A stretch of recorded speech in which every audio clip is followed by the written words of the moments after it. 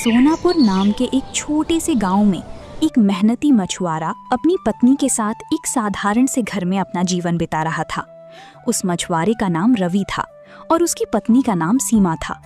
भले ही उनके पास ज्यादा धन दौलत नहीं थी, लेकिन फिर भी दोनों आपस में बहुत खुश रहते थे और अपने छोटे से संसार में संतोष और प्रेम के साथ जीवन जीते थे। अजी सुनिए, आज रसोई में कुछ भी नहीं है। आप मछलियाँ बेचकर लौटते समय बाजार से कुछ जरूरी सामान ले आइएगा और साथ में थोड़ी ताज़ी सब्जियाँ भी लेते आइएगा। ठीक है भाग्यवान, मैं पहले नदी किनारे जाकर देखता हूँ कि आज कितनी और कैसी मछलियाँ मिलती हैं। उसके बाद उन्हें बेचकर अगर अच्छी खासी कमाई हो गई तो घर के जो जो ज़रूरी सामान ख़त्म हो गए हैं, मैं वे सभी चीज़ें लेकर आऊँगा। अब मैं निकलता हूँ। रवि अपनी पत्नी से ये कहकर हाथ में जाल लेकर घर से निकल जाता है। आज तो पानी का बहाव काफी तेज है, पता नहीं अच्छी तरह मछलियां मिलेंगी भी या नहीं। अगर मिल गई तो बहुत अच्छा होगा, और अगर नहीं मिली तो खाली हाथ ही घर लौटना पड़ेगा। इसी तरह जब रवि नदी की ओर देखकर खुद से बातें कर रहा था, तभी वहां से संतोष गुजर रहा था। रवि को देखकर वो उसके पास रुक जाता है। अरे ओ भाई, ऐसे अकेले यहाँ नदी की ओर देखकर किस गहरी सोच में डूबे हो? क्या बात है, कुछ परेशान लग रहे हो? अरे संतोष, तू? मैंने तुझे देखा ही नहीं। मैं भला नदी किनारे और क्या सोचूंगा? यही तो मेरी जिंदगी है भाई। ये मछलियां ही मेरे जीवन को आगे बढ़ा रही हैं। बस यही सोच रहा हूँ कि आज पानी का बहाव काफी तेज है, पता नहीं मछलियां मिलेंगी या नहीं। तू कोशिश किए बिना यहाँ किनारे खड़े यूं ही सोचता रहेगा तो क्या पता चल पाएगा? एक बार कोशिश तो कर, क्या पता आज तुझे दूसरे दिनों से भी ज्यादा मछलियां मिल जाएं। खैर तू मिल गया, अच्छा हुआ। आज मेरा भी मछली खाने का मन हो रहा है। तू तो रोज जहां बैठकर मछलियां बेचता है, आज भी वहीं बैठेगा ना? हाँ संतोष, मैं रोज की उसी जगह पर ही बैठूंगा। तुम वहां आकर मछली ले जाना। अभी मैं मछली पकड़ने में लग जाता हूँ, नहीं तो भूखा रहना पड़ेगा। तुम भी शायद कहीं जाने के लिए आए थे, इसलिए अब तुम अपने रास्ते पर चले जाओ। रवि के ऐसा कहने पर संतोष अपने रास्ते पर आगे बढ़ जाता है और रवि भी अपने काम में लगने के लिए तैयार हो जाता है। संतोष की कही हुई बात सच साबित हो गई। आज बहाव ज्यादा होने की वजह से दूसरे दिनों के मुकाबले पहली ही बार में जाल में काफी सारी मछलियां फंस गईं। अब मुझे इन्हें बाजार जाकर जल्दी से बेच देना चाहिए, वरना अगर ये मछलियां मर गईं तो ग्राहक इन्हें खरीदना पसंद नहीं करेंगे। रवि अपने आप से ऐसा कहकर मछलियों से भरा हुआ जाल हाथ में उठाता है और बाजार की ओर उन्हें बेचने के लिए आगे बढ़ जाता है। अरे वाह रवि, मैंने तुझसे कहा था ना, किनारे खड़े खड़े सोचने से कुछ नहीं मिलेगा, कोशिश तो करनी ही पड़ती है। यहाँ जितनी मछलियां मैं देख रहा हूँ, उससे तो लगता है कि आज तुझे बाकी दिनों से भी ज्यादा मछलियां मिली हैं। खैर, आज तुझे ज्यादा देर तक बैठने की भी जरूरत नहीं पड़ेगी। मेरे घर में कुछ मेहमान आए हैं, इसलिए ये सारी मछलियां मैं ही ले जाता हूँ। अरे संतोष, तूने तो आज मुझे सच में खुश कर दिया। जब तू मुझे वो बात कहकर वहां से चला गया था, तभी मुझे इतनी ताजी और अच्छी मछलियां मिल गईं, और अब तू ही ग्राहक बनकर मेरी सारी मछलियां खरीदने आ गया। आज तो तू मेरे लिए भगवान बनकर मेरा साथ दे रहे हो। अरे ऐसा कुछ नहीं है रवि, ये सब तेरी मेहनत का ही कमाल है। खैर बातें छोड़, तू मुझे ये सारी मछलियां एक ठेले में रखकर दे दे। उसके बाद तू भी घर चला जा, ताकि घर जाकर थोड़ा आराम कर सके। संतोष के ऐसा कहने पर रवि ने सारी मछलियां एक ठेले में रखकर उसे दे दी और संतोष भी उन्हें लेकर वहां से चला गया। अरे हीरा काका, इस तपती दोपहर में आप अकेले कहाँ निकल पड़े हैं? अरे रवि, मैं तो तेरी मछली की दुकान पर ही आया हूँ, लेकिन यहाँ तो सिर्फ तू और तेरा जाल ही दिख रहा है। मछलियाँ कहाँ हैं? क्या आज तू नदी पर मछली पकड़ने गया ही नहीं? अरे हीरा काका, आप थोड़ी देर पहले आ जाते तो मैं आपको भी कुछ मछलियां दे पाता। अभी अभी संतोष यहीं से मछलियों का ठेला लेकर गया है। वो मुझसे ही खरीद कर ले गया। उसने बताया कि उसके घर मेहमान आए हैं, इसलिए अब तो मैं आपको मछली नहीं दे पाऊंगा काका। अरे कोई बात नहीं रवि, आज यूं ही भाग्यवान और मुझे मछली खाने का मन हुआ तो सोचा तुझसे 2-4 मछलियां लेता चलूं। वैसे भी आजकल हमारे इस इलाके में तेरे अलावा कोई और मछुआरा है भी नहीं। खैर कोई बात नहीं, तू कल फिर आएगा ही, तब ले लूंगा। चल अब दोनों साथ साथ घर की ओर चलते हैं। हीरा के ऐसा कहने के बाद रवि उनके साथ आगे बढ़ने लगा। अरे आप आ गए? लगता है आज मछली पकड़ने का दिन काफी अच्छा रहा। आपके हाथ में घर की सारी जरूरी चीजें देखकर मन को बहुत खुशी हुई और दिल को भी सुकून मिला। हाँ भाग्यवान, आज का दिन अच्छा रहा, लेकिन अभी मैं काफी थक गया हूँ। तुम ये सारा सामान अंदर रख दो, मैं पहले हाथ मुंह धो लेता हूँ।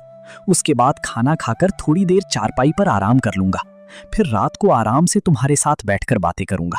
रवि ऐसा कहकर सामान का ठेला सीमा को दे देता है और हाथ मुंह धोने चला जाता है। हाथ मुंह धोने के बाद रवि रसोई में बैठकर खाना खाने लगी और सीमा उनके पास बैठ गई। भाग्यवान, मैंने तो खाने खा लिया है, लेकिन तुमने खाना खाया या नहीं? कहीं ऐसा तो नहीं कि मेरे खाने के बाद ही खाने का सोचकर रुकी हुई हो? आप मेरे लिए बाहर जाकर नदी किनारे मछली पकड़ते हैं और फिर उन्हें बाजार में बेचने के लिए इतनी मेहनत करते हैं, तो भला मैं आपके खाए बिना कैसे खा सकती हूँ? इसलिए मैं आपके खाना खा लेने का ही इंतजार कर रही थी। अब आप जाकर आराम कीजिए, मैं अभी खाना खा लेती हूँ और उसके बाद रसोई के बर्तन वगैरह धोकर सारा काम निपटा लूंगी।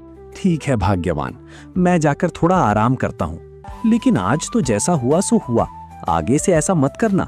अगर मेरे आने में देर हो जाए तो यूं मेरा इंतजार करते हुए भूखी मत बैठा करो। तुम समय पर खाना खा लिया करो। मुझे अच्छा नहीं लगता कि तुम मेरे लिए इतनी देर तक भूखी रहो। अब तुम यहाँ का सारा काम निपटा लो, मैं सच में बहुत थक गया हूँ। हाँ जी, ठीक है, आप जाकर आराम कर लीजिए, मैं यहाँ का सारा काम निपटा लेती हूँ। ठीक है भाग्यवान। क्या आपकी थकान अब कुछ कम हुई? आज आप दोपहर में खाना खाने के बाद काफी देर तक सोए थे और हाँ, आज आप रोज के मुकाबले काम से भी थोड़ा जल्दी लौट आए थे, है ना? हाँ भाग्यवान, आज तो एक ही ग्राहक ने मेरी सारी मछलियाँ एक साथ खरीद लीं। उसके बाद भी कई ग्राहक आए, लेकिन मेरे पास मछलियाँ बची ही नहीं थीं, इसीलिए मैं उन्हें दे नहीं पाया। उन्होंने कहा है कि वे कल आकर मुझसे मछलियाँ ले लेंगे। अच्छा, तो ये बात है। खैर, जो भी हुआ अच्छा ही हुआ। वैसे आपको तो रोज इसी समय चाय पीने की आदत है। मैं अभी आपके लिए गर्मा गर्म चाय बना कर लाती हूँ, तब तक आप आराम से बैठिए। हाँ भाग्यवान, इस समय अगर मैं चाय की 2-4 चुस्कियां ना ले लूं तो बदन ठीक से काम ही नहीं करता। दिन भर की मेहनत के बाद शाम को थोड़ा आराम करके चाय पीने का मजा ही कुछ और होता है। ठीक है जी, आप आराम से बैठिए, मैं अभी हम दोनों के लिए गर्मा गर्म चाय बना कर लाती हूँ। सीमा अपने पति से ये कहकर रसोई में चली जाती है और थोड़ी ही देर में दोनों के लिए गर्मा गर्म चाय बनाकर ले आती है। दोनों पति पत्नी चारपाई पर बैठकर आराम से चाय की चुस्कियां लेने लगते हैं। वाह भाग्यवान, चाय पीकर तो सच में मजा ही आ गया। तुम्हारे हाथों में तो जैसे जादू है। तुम्हारे हाथ की बनी हर चीज दिल को बहुत भाती है। अरे, आप तो हर रोज मेरी तारीफ करते ही रहते हैं। आपको मेरी बनाई हुई चीजें पसंद आती हैं, ये जानकर मेरे दिल को बहुत सुकून मिलता है। वैसे जी, आज मेरा भी मछली खाने का मन हो रहा है। कल जरा घर के लिए 2 मछलियाँ लेते आइएगा। हाँ, अगर बेचने के बाद कुछ बच जाए तभी लाना, नहीं तो बेकार में नुकसान उठाकर मत लाना। अरे मेरी प्यारी भाग्यवान, नुकसान की चिंता छोड़ो ना। तुम्हारा खाने का मन हुआ है ना? कल मैं हम दोनों के लिए ताजी ताजी मछलियाँ लेकर आऊंगा। अभी तुम जरा रसोई में जाकर खाना बना दो, उसके बाद हम दोनों साथ बैठकर आराम से खाना खाएंगे। आज दोपहर में भी हमने अलग अलग ही खाना खाया था। रवि के ऐसा कहने के बाद सीमा मुस्कुराते हुए रसोई में चली जाती है और बड़ी मन से खाना बनाने में लग जाती है। आइए जी, खाना तैयार हो गया है। चलिए हम दोनों साथ बैठकर आराम से खाना खा लेते हैं। बहुत रात भी हो चुकी है और आपको सुबह मछली पकड़ने भी जाना है, इसलिए अभी खाना खाकर जल्दी सो जाते हैं ताकि सुबह उठने में कोई देर ना हो। दोनों पति पत्नी रसोई में आकर आराम से खाना खाने लगते हैं। भाग्यवान, चाय तो पी ली है, तो अब मैं नदी की ओर निकलता हूँ ताकि जल्दी जल्दी मछलियाँ पकड़ सकूँ। आज मुझे थोड़ी ज्यादा मछलियाँ पकड़कर बाजार ले जानी पड़ेंगी, क्योंकि हमारे इस इलाके में आजकल मेरे अलावा कोई और मछुआरा नहीं है। इसीलिए सभी लोग मछलियाँ खरीदने मेरे पास ही आते हैं। ये तो अच्छी बात है, नहीं तो अगर और भी मछुआरे होते तो ग्राहक बढ़ जाते। खैर, अब आप निकल जाइए ताकि काम निपटाकर जल्दी घर लौट सकें। सीमा के ऐसा कहने के बाद रवि ने हाथ पर जाल उठाया और काम पर निकल गया। अरे भाई, तुम सोनापुर गांव के रवि मछुआरा हो ना? हाँ भाई, मैं रवि ही हूँ मछुआरा। लेकिन आप मुझे कैसे पहचानते हैं? आपका नाम क्या है और आप कहाँ के रहने वाले हैं? मैंने आपको यहाँ पहली बार देखा है। मैं तुम्हारे पास के धर्मपुर गांव का एक मछुआरा हूँ। मेरा नाम रंजीत है। मैंने सुना है कि तुम्हारे इस इलाके में तुम्हारे अलावा कोई और मछुआरा नहीं है, तो शायद तुम मछलियां चल रहे भाव से कहीं ज्यादा दाम पर बेचते होगे। आखिर यहाँ के लोगों को तुम ही अकेले मछलियां उपलब्ध करा रहे हो। हमारे यहाँ तो बहुत सारे मछुआरे हैं और नदियों में भी अब पहले जैसी मछलियां नहीं मिल पाती। इसीलिए आज मैं भी इधर किस्मत आजमाने चला आया हूँ। अरे रंजीत भाई, मुझे बेईमानी का एक भी पैसा नहीं चाहिए। मैं यहाँ अकेला मछुआरा हूँ, लेकिन इसका मतलब ये नहीं कि मैं इसका गलत फायदा उठाकर ज्यादा पैसा कमाऊं। मैं पूरी ईमानदारी के साथ अपना काम करता हूँ और बाजार में मछलियों का जो सही भाव होता है मैं उसी भाव पर मछलियां बेचता हूँ, ना कि स्थिति का कोई अनुचित लाभ उठाता हूँ। वाह भाई, तुम्हें मानना पड़ेगा, तुम बड़े ईमानदार इंसान हो। आजकल के जमाने में इतने ईमानदार लोग मिलते ही कहाँ हैं। दूसरों के बारे में तो मैं नहीं कह सकता, लेकिन अगर तुम्हारी जगह मैं होता तो शायद उस स्थिति का पूरा फायदा उठाकर जल्दी अमीर बनने की सोचता। नहीं भाई, मैं ऐसा नहीं सोचता। मैं तो ये मानता हूं कि अगर मैं ईमानदारी के रास्ते पर चलूंगा तो भगवान मुझे कभी मुसीबत में नहीं पड़ने देंगे और एक ना एक दिन सफलता भी जरूर मिलेगी। खैर, अगर हम दोनों मछुआरे यूं ही बातें करते रहेंगे तो पेट नहीं पाल पाएंगे। चलो अब मछलियां पकड़ने में लग जाते हैं। रवि, मुझे तुम्हारी ये ईमानदारी बहुत पसंद आई। भगवान तुम्हें बहुत जल्द सफलता देंगे। शायद इसी ईमानदारी का फल है कि तुम्हें एक ही बार में इतनी सारी मछलियां मिल गई हैं। अब तुम बाजार जाकर इन्हें बेच आओ, तब तक मैं कुछ और मछलियां पकड़ लेता हूँ। रंजीत के ऐसा कहने के बाद रवि ने बिना कुछ कहे मछलियों को सिर पर उठाया और वहां से चला गया। आज नदी किनारे जिस आदमी से मैं मिला वो मुझे कुछ अलग ही लगा। पता नहीं क्यों उसकी बातें भी कुछ अजीब सी थीं। खैर, मुझे उससे क्या लेना देना। मैं तो हमेशा ईमानदारी के रास्ते पर ही आगे बढ़ता रहूंगा। अरे रवि, मछलियां लेकर आ गया। लगता है कल तो मेरी किस्मत में मछली थी ही नहीं, इसलिए आज समय का सही अंदाजा लगाकर तू जल्दी ही नदी से यहाँ पहुंच गया। वैसे आज की मछलियां काफी ताजी लग रही हैं, इन्हें खाकर तो सच में मजा आ जाएगा। हाँ हीरा काका, आज की मछलियां बहुत ताजी हैं। कल मैं थोड़ी ही मछलियां ला पाया था, इसीलिए आपको खाली हाथ लौटना पड़ा था। इसी बात को ध्यान में रखते हुए आज मैंने कल से दुगनी मछलियां पकड़ कर लाई हैं, ताकि आज किसी को भी निराश होकर वापस ना जाना पड़े। ये तुमने बहुत अच्छी बात सोची रवि। वैसे मुझे 2 मछलियां दे दो, और हाँ, पैसे तुम शाम को मेरे घर आकर ले जाना। अभी मैं पैसे साथ नहीं लाया हूँ। अरे हीरा काका, आप बस मछलियां ले जाइए और आराम से मजे लेकर खाइए। पैसे आप जब चाहें तब दे दीजिए, इसमें कोई भी दिक्कत नहीं है। 2 मछलियां उठाता है, उन्हें एक छोटी रस्सी से बांधकर हीरा काका को दे देता है। ठीक है रवि, अब मैं चलता हूँ। तुम शाम को मेरे घर आकर पैसे ले जाना। अभी तुम यहीं आराम से मछलियां बेचो। आज मछलियां बहुत ताजी और अच्छी हैं, इसलिए जल्दी ही बिक जाएंगी। अच्छा, अब मैं चलता हूँ। हीरा ऐसा कहकर वहां से हाथ में मछली लेकर चला जाता है। आज जोश में आकर मैं इतनी सारी मछलियां पकड़कर तो ले आया हूँ, लेकिन पता नहीं इन्हें बेच भी पाऊंगा या नहीं। आज तो बाजार में लोग भी नहीं हैं। इतनी सारी मछलियां घर ले जाने से भी कोई खास फायदा नहीं होगा। 2 लोग आखिर कितनी ही मछलियां खा पाएंगे। हे भगवान, किसी तरह मेरी मदद कीजिए कि मैं ये सारी मछलियां बेच सकूं, नहीं तो मेरी सारी मेहनत बेकार चली जाएगी। अरे मछली ले लो, ताजी ताजी मछलियां ले लो, बिल्कुल सस्ते दाम में मिलेंगी। ताजी और स्वादिष्ट मछलियां खाकर मजा आ जाएगा। आओ ले लो। रवि के इतना चिल्लाने के बाद भी आज कोई ग्राहक उसकी दुकान पर नहीं आ रहे थे। ये देखकर उसका मन बहुत दुखी हो गया। आमतौर पर हर दिन जैसे ही वो बाजार में अपनी मछलियां लगाता, वे जल्दी ही बिक जाती थीं, लेकिन आज कोई भी ग्राहक उसके पास नहीं आ रहा था। पता नहीं आज मुझसे कौन सी गलती हो गई जो कोई ग्राहक ही नहीं आ रहा। काफी समय भी निकल चुका है, अब तो ग्राहकों के आने की उम्मीद भी कम लग रही है।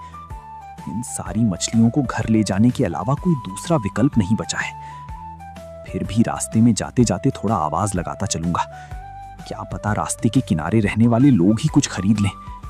इसी तरह रवि दुखी होकर सिर पर मछलियां उठाकर वहां से चला जाता है। मछली ले लो, मछली ले लो, ताजी ताजी स्वादिष्ट और बढ़िया मछली ले लो। पता नहीं आज मेरे साथ ऐसा क्यों हो रहा है। मेरे साथ आज जैसा कभी नहीं हुआ। सुबह भी नदी किनारे एक अजीब इंसान से मुलाकात हुई और उसके बाद पूरे बाजार में हीरा काका के अलावा कोई ग्राहक नहीं मिला। रास्ते भर मैंने कितने लोगों को देखा, जोर जोर से आवाज लगाता हुआ आया, फिर भी 1 किलो भी मछली नहीं बेच पाया। अब समझ नहीं आ रहा कि भाग्यवान को क्या मुंह दिखाऊंगा। उसे बुलाने की भी हिम्मत नहीं हो रही है। इसी तरह जब रवि उदास मन से मछलियां लेकर घर के बरामदे में बैठा था, तभी घर के अंदर से सीमा बाहर आई। अरे जी, आप आज घर आकर ऐसी बरामदे में क्यों बैठी हैं? और इतनी सारी मछलियां घर क्यों ले आई हैं? मैंने तो आपको सिर्फ हम दोनों के लिए 2 मछलियां लाने को कहा था, और आप यूं उदास बैठकर क्या सोच रही हैं? जी क्या बताऊं भाग्यवान, आज मेरा पूरा दिन ही खराब रहा। सुबह सुबह जब मैं घर से निकलकर नदी किनारे मछली पकड़ने गया तो वहां एक अजीब इंसान से मुलाकात हुई। उसकी बातें समझ ही नहीं आ रही थी, कब क्या बोल रहा था। उसके बाद मैं मछली बेचने बाजार गया, लेकिन एक भी ग्राहक नहीं आया। मैंने बहुत देर तक इंतजार किया। फिर घर लौटते समय भी रास्ते भर लोगों को आवाज लगाता रहा कि मछली ले लो, पर आज किसी ने भी मछली नहीं खरीदी। और हैरानी की बात तो ये है कि आज मैंने बाकी दिनों के मुकाबले ज्यादा मछलियां पकड़ी थी। अरे जी, कोई बात नहीं, कभी कभी ऐसा हो जाता है। इसमें इतना उदास होने की क्या बात है? वैसे भी भगवान कुछ अच्छा करने के लिए ही कभी कभी बुरा होने देते हैं। इसलिए परिस्थिति कैसी भी क्यों ना हो, हमें हिम्मत नहीं हारनी चाहिए और हमेशा आगे बढ़ते रहना चाहिए।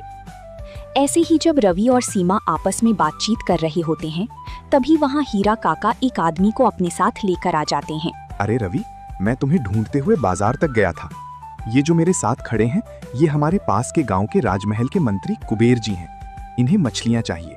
दरअसल इनके राजमहल में कल एक बहुत बड़ा अनुष्ठान होने वाला है, जिसके लिए आज महल में काफी ज्यादा मात्रा में मछलियों की जरूरत है। इनके गांव के मछुआरों की मछलियां उतनी अच्छी नहीं होती, इसलिए मंत्री जी मेरे पास आए।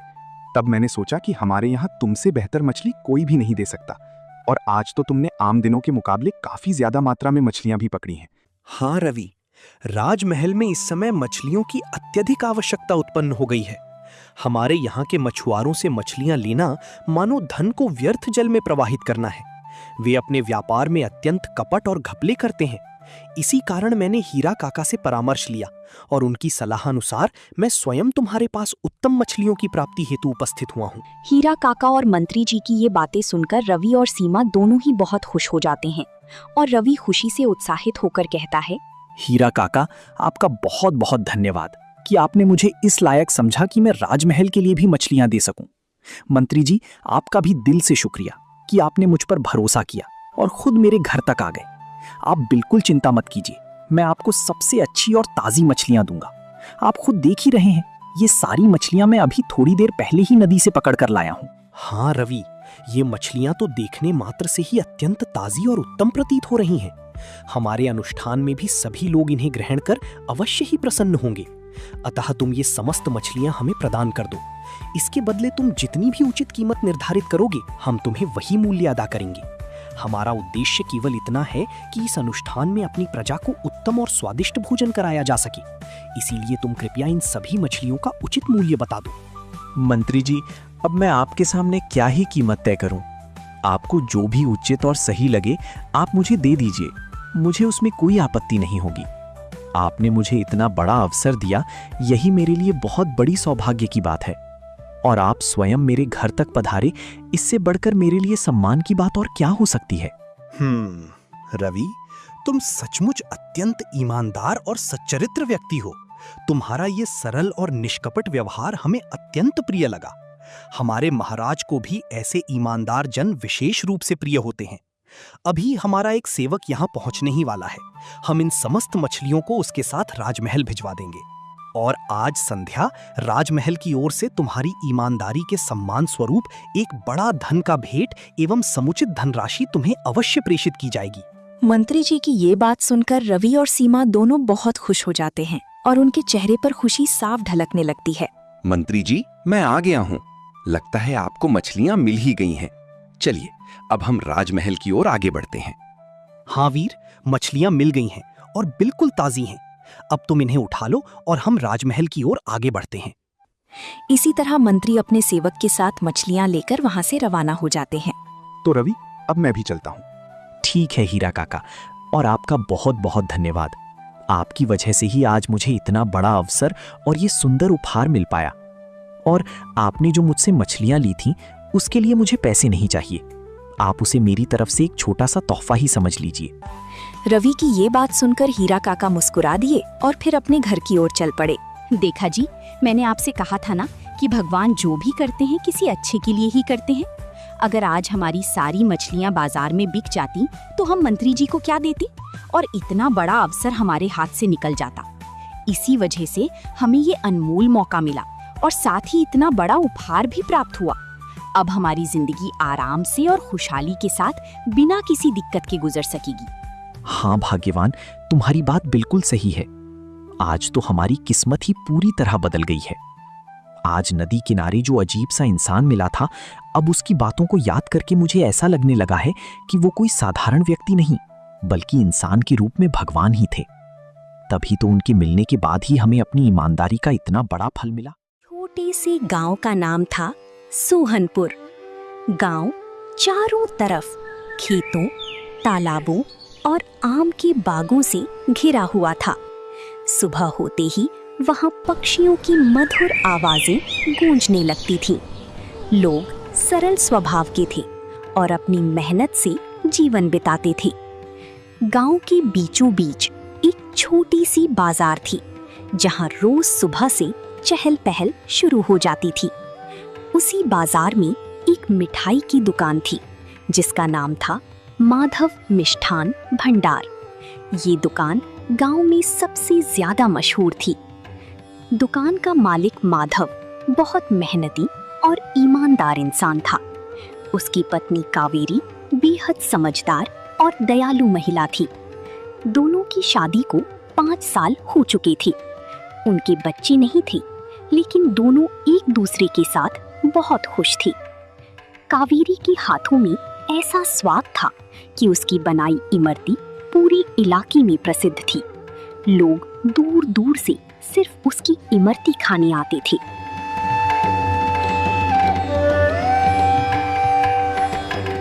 हर सुबह कावेरी 4 बजे उठ जाती थी।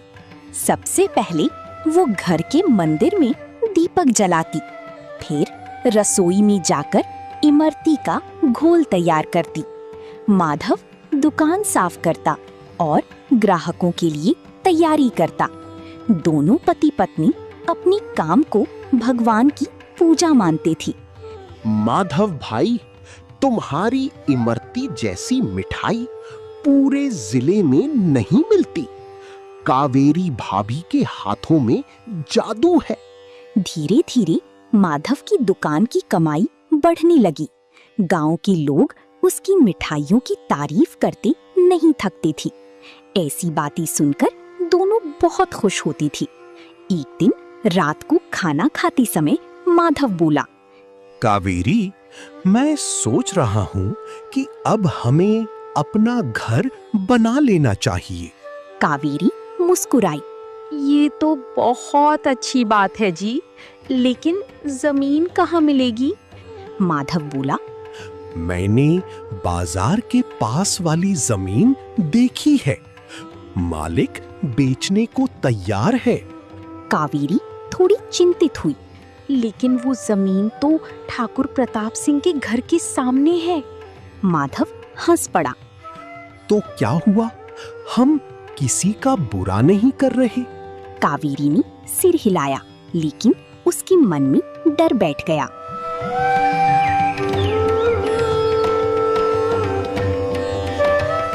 सोहनपुर का सबसे ताकतवर आदमी था ठाकुर प्रताप सिंह। गांव में उसकी बहुत दहशत थी। उसके पास खूब जमीन जायदाद थी। लोग उसके सामने सिर झुकाकर बात करते थे।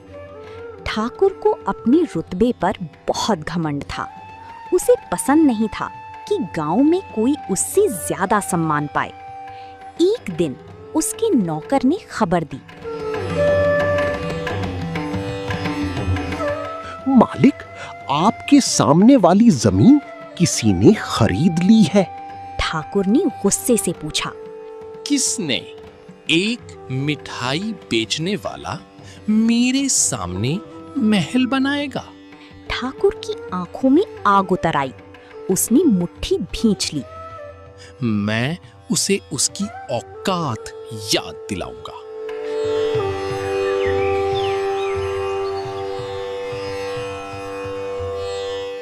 माधव ने घर बनवाने का काम शुरू कर दिया। गांव वालों को कुछ पता नहीं था। धीरे धीरे वहां एक सुंदर और बड़ा मकान तैयार होने लगा। जब घर पूरी तरह बन गया तो पूरी गांव में चर्चा फैल गई। अरे ये घर माधव का है। वाह, मिठाई बेचकर इतना बड़ा घर बना लिया। गृह प्रवेश के दिन गांव के लोग नए घर को देखने आए। कावेरी ने सबका स्वागत किया, लेकिन ठाकुर प्रताप अंदर ही अंदर जल रहा था। उस रात उसने शराब पीते हुए कहा, जब तक माधव बर्बाद नहीं होगा मुझे चैन नहीं मिलेगा। ठाकुर ने अपने खास आदमी भोलू को बुलाया। भोलू गरीब था और पैसों के लिए कुछ भी कर सकता था। ठाकुर बोला, अगर मैं तुझे बहुत सारे पैसे दूं तो क्या तू एक काम करेगा? भोलू डरते हुए बोला, जो हुक्म मालिक। ठाकुर ने धीरे से कहा, माधव की दुकान में ये केमिकल मिला दे। भोलू घबरा गया। लेकिन मालिक, इससे लोग बीमार पड़ जाएंगे। ठाकुर हंसा। मुझे सिर्फ माधव की बर्बादी चाहिए। भोलू मजबूरी में मान गया।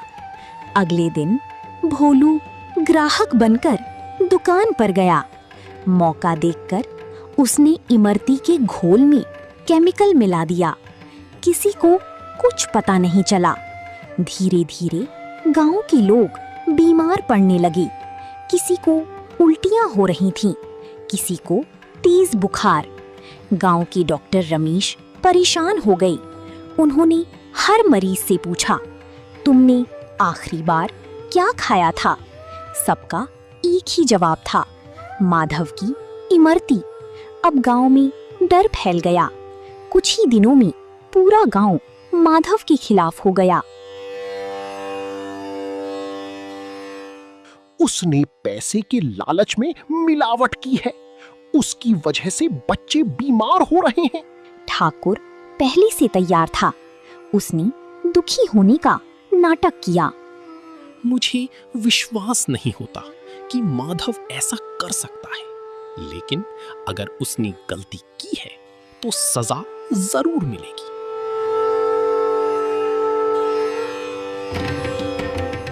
रात का समय था।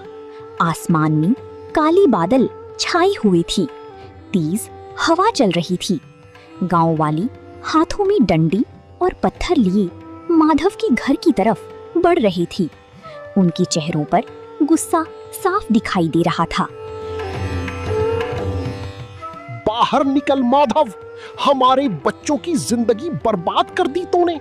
आज तुझे छोड़ेंगे नहीं। दरवाजे पर जोर जोर से चोट की आवाज आने लगी। कावेरी डर गई। उसने कांपती आवाज में माधव से कहा, जी, मुझे बहुत डर लग रहा है। गांव वाले इतने गुस्से में क्यों हैं? आपने तो किसी का कभी बुरा नहीं किया। माधव की आंखों में चिंता थी। कावेरी, मुझे लगता है किसी ने बहुत बड़ी साजिश रची है, लेकिन तुम घबराना मत, मैं हूं ना।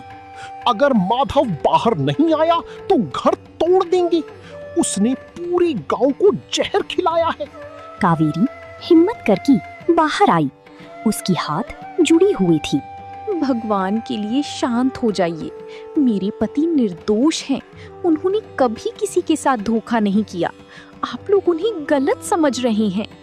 भीड़ में से एक आदमी चिल्लाया, चुप रह, अब हमें तेरे आंसुओं पर भरोसा नहीं।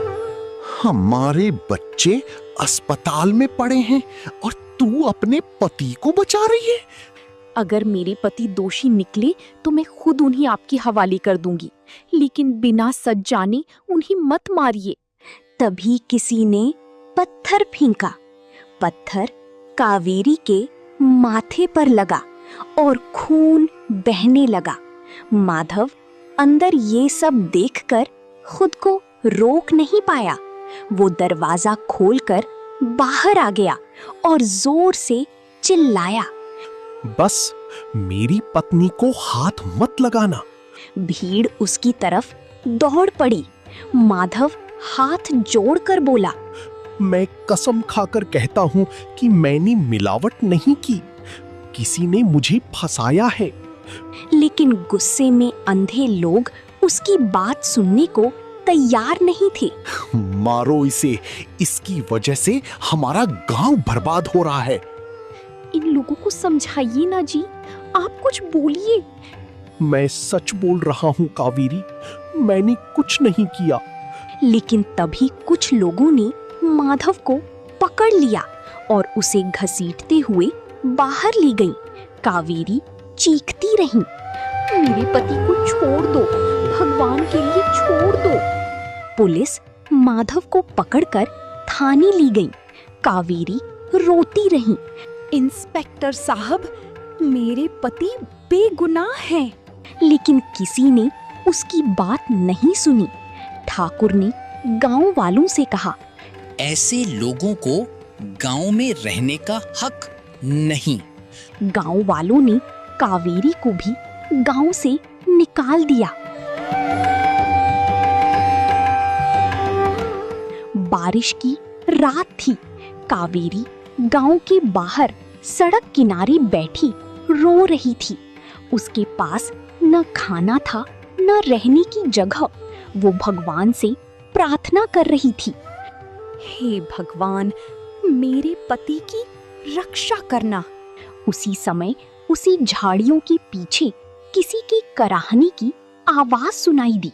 वो दौड़कर वहां गई। वो भोलू था। उसके शरीर पर चोट के निशान थे। कावेरी ने भोलू को पानी पिलाया। भोलू रो पड़ा, बहन, तुम्हारी ये हालत मेरी वजह से हुई है। कावेरी चौंक गई। भोलू ने सारी सच्चाई बता दी। ठाकुर प्रताप ने मुझे पैसे देकर केमिकल मिलवाया था। मैं अपनी गलती सुधारना चाहता हूँ।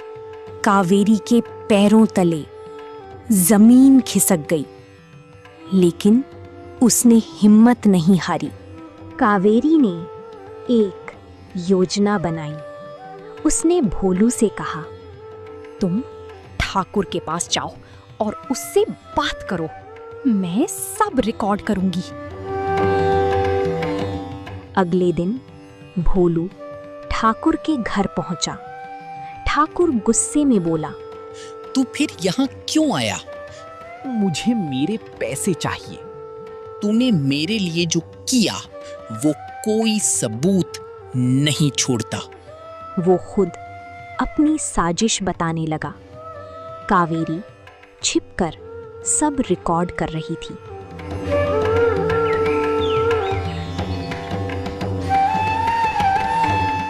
अगले दिन पूरे गांव में पंचायत बुलाई गई।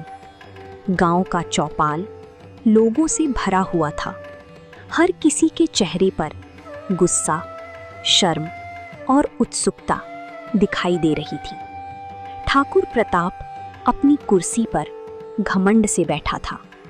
उसे पूरा विश्वास था कि आज भी कोई उसका कुछ नहीं बिगाड़ पाएगा। तभी अचानक चौपाल के बीचों बीच कावेरी पहुंची। उसके कपड़े धूल से भरे हुए थे, लेकिन आंखों में डर नहीं बल्कि आत्मविश्वास था। लोग उसे देखकर आपस में बातें करने लगे। अरे, ये फिर वापस आ गई। लगता है अभी भी अपने पति को बचाने आई है। ठाकुर गुस्से से बोला, इस औरत को यहाँ किसने आने दिया? इसे तुरंत यहाँ से निकालो। आज कोई मुझे नहीं रोकेगा ठाकुर साहब। आज पूरा गांव सच्चाई सुनेगा।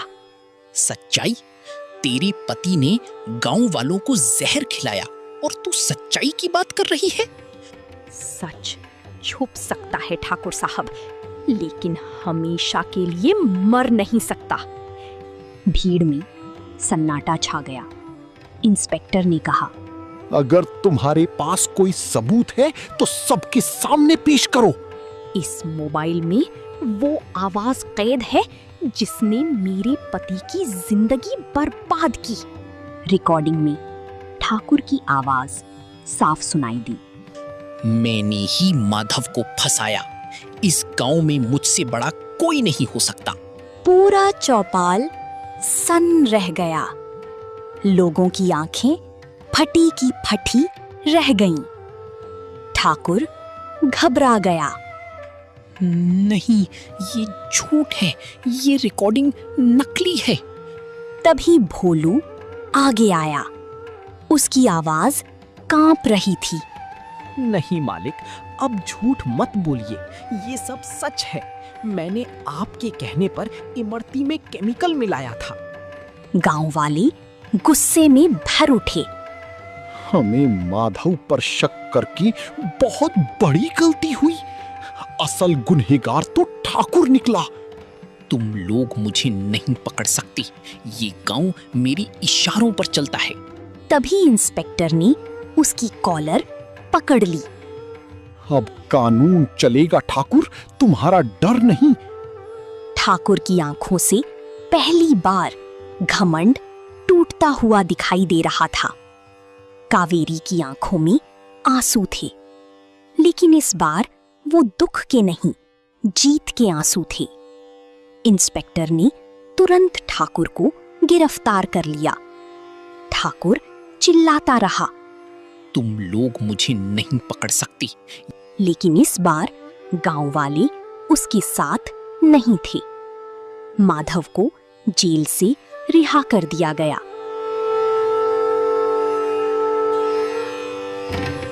जब माधव और कावेरी मिले, दोनों की आंखों से आंसू बह निकले। कुछ महीनों बाद सोहनपुर फिर खुशहाल हो गया। माधव की दुकान पहले से ज्यादा चलने लगी। गांव वालों ने उससे माफी मांगी। कावेरी ने सबको माफ कर दिया।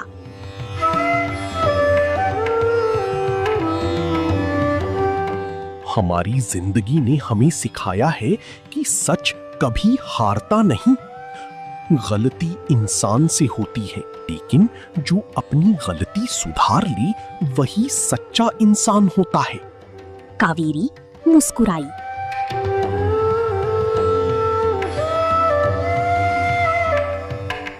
सूरज की किरणें उनकी नई घर पर पड़ रही थी।